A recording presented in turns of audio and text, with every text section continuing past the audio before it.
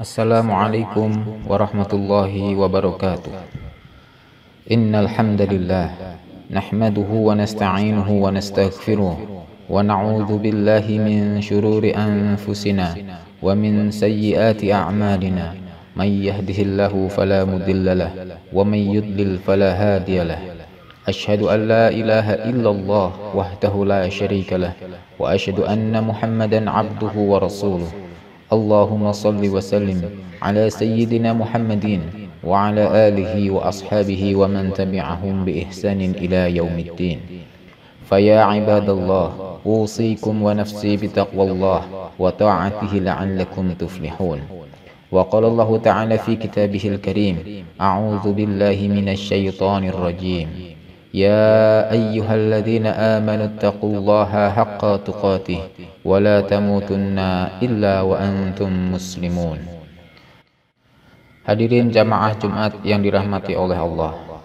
Pada hari yang penuh berkah ini, khatib mengajak, mari kita tingkatkan iman dan takwa kepada Allah Subhanahu wa taala agar Allah selamatkan kita di dunia dan di akhirat.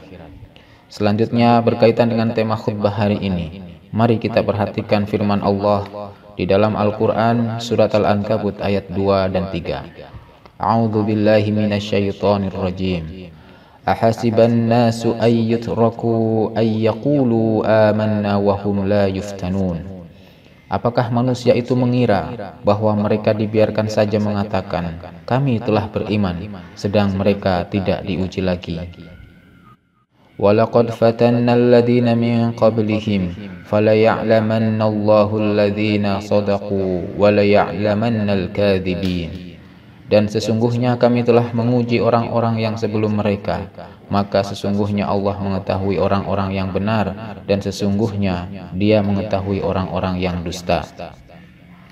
Ayat tersebut memberikan penjelasan kepada kita bahwa salah satu konsekuensi dari pernyataan iman kita adalah adanya ujian yang akan diberikan Allah Subhanahu wa taala kepada kita untuk membuktikan sejauh mana kesungguhan kita dalam menyatakan iman. Apakah iman kita itu betul-betul bersumber dari keyakinan dan kemantapan hati atau sekedar ucapan di lisan yang kosong tanpa makna? Hadirin jamaah salat Jumat yang berbahagia, kita perlu ketahui bahwa begitu besar balasan untuk orang-orang yang beriman kepada Allah dan menghiasi imannya dengan amal soleh, yaitu puncak kenikmatan yang dijanjikan oleh Allah Subhanahu wa taala berupa surga Firdaus. Innal ladzina amanu wa 'amilus solihati kanat lahum jannatul firdausi nuzula. Sesungguhnya orang-orang yang beriman dan beramal soleh, bagi mereka adalah surga Firdaus menjadi tempat tinggal. Surat Al-Kahfi ayat 107. Bila kita sudah menyatakan iman dan kita mengharapkan manisnya buah keimanan kita, maka marilah kita bersiap-siap untuk menghadapi ujian berat yang akan Allah berikan kepada kita. Dan ketika ujian itu datang, maka kita harus bisa bersabar menghadapinya. Allah Subhanahu wa ta'ala memang telah menjanjikan surga yang penuh kenikmatan, namun untuk memperolehnya perlu perjuangan dan melewati berbagai ujian keimanan. Saudaraku yang dirahmati Allah, di dalam Al-Quran Allah Ta'ala menyindir seseorang yang ingin mendapatkan kenikmatan surga namun dirinya enggan melewati ujian yang berat, sebagaimana telah dirasakan oleh orang-orang terdahulu. Di dalam Al-Quran Allah Subhanahu wa ta'ala berfirman, A'udzu billahi minasy syaithanir rajim. Am hasibtum an tadkhulul jannata wa lamma ya'tikum mathalul ladzina khalaw min qablikum massatuhumul ba'sa'u wad-dharra'u wa zulzilu حتى يقول الرسول والذين آمنوا معه متى نصر الله ألا إن نصر الله قريب. Apakah kalian mengira akan masuk surga sedangkan belum datang kepada kalian cobaan sebagaimana halnya orang-orang terdahulu sebelum kalian? Mereka ditimpa malapetaka dan kesengsaraan serta digoncangkan dengan bermacam-macam cobaan, sehingga berkatalah Rasul dan orang-orang yang beriman bersamanya, bilakah datangnya pertolongan Allah? Ingatlah, sesungguhnya pertolongan Allah itu amat dekat. Al-Quran Surat Al-Baqarah ayat 214. Rasulullah SAW mengisahkan betapa beratnya perjuangan orang-orang yang terdahulu dalam mempertahankan iman mereka. Sebagaimana dituturkan kepada sahabat Khabbab ibnul Aras radhiyallahu anhu, sungguh telah terjadi kepada orang-orang sebelum kalian, ada yang disisir dengan sisir besi sehingga terkelupas daging dari tulang-tulangnya, akan tetapi itu tidak memalingkannya dari agamanya. Dan ada pula yang diletakkan di atas kepalanya gergaji sampai terbelah dua, namun itu tidak memalingkannya dari agamanya. Hadis riwayat Bukhari. Rasanya iman kita ini belum seberapanya, bahkan tidak ada artinya bila dibandingkan dengan ketegaran mereka dalam mempertahankan iman saat menghadapi ujian yang berat. Lantas tidakkah kita merasa malu meminta balasan yang besar dari Allah, sementara pengorbanan kita sedikit pun belum ada? Mari kita renungkan apa yang telah kita lakukan untuk membuktikan keimanan kita. Cobaan apa yang telah kita alami dalam mempertahankan iman kita? Apa yang telah kita korbankan untuk memperjuangkan akidah dan iman kita? Lihatlah Rasulullah SAW, para sahabat dan orang-orang terdahulu dalam memperjuangkan dan mempertahankan iman mereka. Mereka rela mengorbankan segalanya, harta, benda, tenaga, pikiran, bahkan nyawa pun mereka korbankan untuk itu. Hadirin sidang Jumat yang dimuliakan oleh Allah, ujian yang diberikan oleh Allah kepada manusia berbeda-beda dan bermacam-macam bentuknya. Setidaknya ada 4 contoh ujian yang amat berat yang telah dialami oleh para pendahulu kita. Yang pertama, ujian yang berbentuk perintah untuk dilaksanakan, seperti perintah Allah kepada Nabi Ibrahim alaihissalam untuk menyembelih putranya yang sangat ia cintai, yaitu Ismail. Ini adalah satu perintah yang betul-betul berat dan mungkin tidak masuk akal. Bagaimana seorang ayah harus menyembelih anaknya yang sangat dicintai, padahal anaknya itu tidak melakukan kesalahan apapun. Sungguh ini adalah ujian yang sangat berat, sehingga Allah sendiri mengatakan, Inna hadza lahuwal bala'ul mubin. Sesungguhnya ini adalah benar-benar suatu ujian yang nyata. Dan di sini kita dapat melihat bagaimana kualitas iman Nabi Ibrahim alaihissalam yang benar-benar sudah tahan uji, sehingga dengan segala ketabahan dan kesabarannya, perintah yang sangat berat itu pun dijalankannya. Contoh yang kedua adalah ujian yang berbentuk larangan untuk ditinggalkan, seperti yang terjadi pada Nabi Yusuf alaihissalam yang diuji dengan seorang perempuan yang amat cantik, istri seorang bangsawan di Mesir yang mengajaknya berzina. Namun Nabi Yusuf alaihissalam membuktikan kualitas imannya. Ia mampu melepaskan diri dari godaan perempuan itu. Padahal seandainya dia mau, pada saat itu kesempatan itu sangatlah terbuka lebar. Inilah bukti beratnya ujian keimanan berupa hawa nafsu yang dibisikkan oleh syaitan mampu diatasi oleh Nabi Yusuf alaihissalam. Contoh yang ketiga adalah ujian yang berbentuk musibah, seperti terkena penyakit, ditinggalkan orang yang dicintai, dan sebagainya. Sebagai contoh, Nabi Ayub alaihissalam. Ia diuji oleh Allah dengan penyakit kulit yang sangat buruk, sehingga tidak ada dalam badannya yang selamat dari penyakit itu selain hatinya. Seluruh hartanya habis, seluruh kerabatnya meninggalkannya, tinggal ia dan istrinya yang setia menemaninya dan mencarikan nafkah untuknya. Musibah ini berjalan selama 18 tahun. Ia jalani dengan sabar dan tawakal, sampai pada saatnya ia mengadu kepada Allah atas beratnya ujian yang ia alami. Kemudian Allah memerintahkan Nabi Ayub untuk menghantamkan kakinya ke tanah. Lalu keluarlah mata air, dan Allah menyuruhnya untuk meminum air itu. Maka hilanglah semua penyakit yang ada di dalam tubuhnya.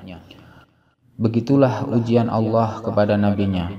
Masa 18 tahun di dalam kemiskinan, dan ditinggalkan oleh sanak saudara merupakan perjalanan hidup yang sangat berat. Namun di sini Nabi Ayub alaihissalam membuktikan ketangguhan imannya. Tidak sedikit pun ia menyalahkan Allah dan tidak terbetik pada dirinya untuk menanggalkan imannya. Sidang Jumat rahimakumullah. Contoh yang keempat adalah ujian lewat tangan-tangan orang kafir dan orang-orang yang tidak menyenangi Islam. Apa yang dialami oleh Nabi Muhammad SAW dan para sahabatnya, terutama ketika masih berada di Mekah, kiranya cukup menjadi pelajaran bagi kita. Betapa keimanan itu diuji dengan berbagai cobaan berat yang menuntut pengorbanan harta, benda, bahkan nyawa. Di antaranya apa yang dialami oleh Rasulullah di akhir tahun ke-7 kenabian. Ketika itu orang-orang Quraisy bersepakat untuk memutuskan hubungan apapun dengan Rasulullah SAW beserta Bani Abdul Muthalib dan Bani Hashim yang melindunginya, kecuali jika kedua suku itu bersedia menyerahkan Rasulullah untuk dibunuh.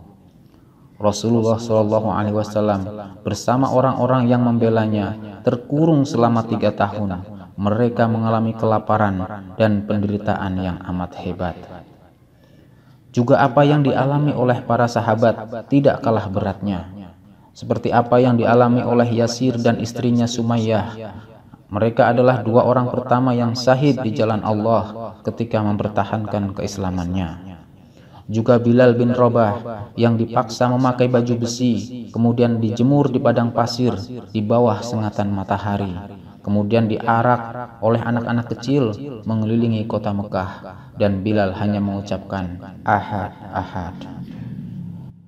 Dan masih banyak kisah-kisah lain yang menunjukkan betapa berat pengorbanan dan penderitaan mereka dalam perjuangan mempertahankan iman mereka.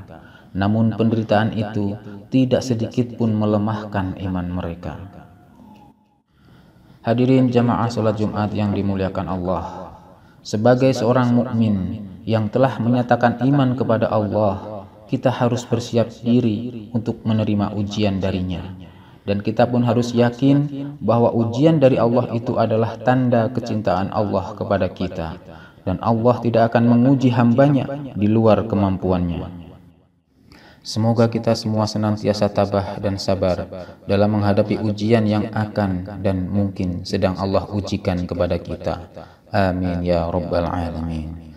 A'udzu billahi minasyaitonir rajim. Fa inna ma'al usri yusra, inna ma'al usri yusra, fa idza faraghta fansab wa ila rabbika farghab.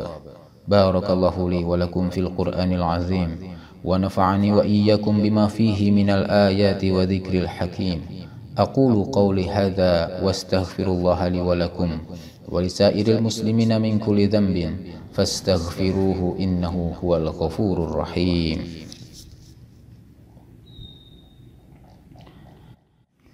Alhamdulillahi hamdan katsiran kama amar. Asyhadu an la ilaha illallah wahdahu la syarika lah, irghaman liman jahada bihi wa kafar. Wa asyhadu anna sayyidana Muhammadan abduhu wa rasuluh, sayyidul insi wal bashar. Allahumma salli wa sallim ala sayyidina Muhammadin wa ala alihi wa ashabihi wa man tabi'ahum bi ihsanin ila yaumiddin. Amma ba'd. Faya ayyuhan nas, ittaqullaha ta'ala wa dharul fawahisha ma dhahara wa ma batan, wa hafidhu ala ta'ati wa huduril jum'ati wal jama'ah. Ya ayyuhalladzina amanu ittaqullaha haqqa tuqatih wa la tamutunna illa wa antum muslimun. Wa'lamu anna Allaha amarakum bi amrin bada'a fihi bi nafsihi وثنى بملائكة قدسه فقال تعالى ولم يزل قائلا عليما إن الله وملائكته يصلون على النبي يا أيها الذين آمنوا صلوا عليه وسلموا تسليما.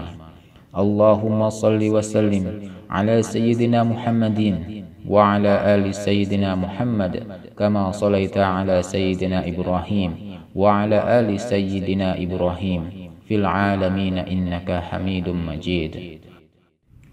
اللهم وارض عن الخلفاء الراشدين سيدنا أبي بكر وعمر وعثمان وعلي، وعن سائر أصحاب نبيك أجمعين، وعن التابعين وتابع التابعين ومن تبعهم بإحسان إلى يوم الدين. اللهم اغفر للمسلمين والمسلمات والمؤمنين والمؤمنات الأحياء منهم والأموات. اللهم ادفع عنا الغلاء والوباء والزنا والزلازل والمحن وسوء الفتن ما ظهر منها وما بطن عن بلدنا هذا خاصة، وعن سائر بلد المسلمين عامة يا رب العالمين. ربنا آتنا في الدنيا حسنة وفي الآخرة حسنة وقنا عذاب النار، والحمد لله رب العالمين. عباد الله، إن الله يأمر بالعدل والإحسان وإيتاء ذي القربى وينهى عن الفحشاء والمنكر والبغي يعظكم لعلكم تذكرون. فاذكروا الله العظيم يذكركم واشكروه على نعمه يزدكم ولذكر الله أكبر. أقيم الصلاة.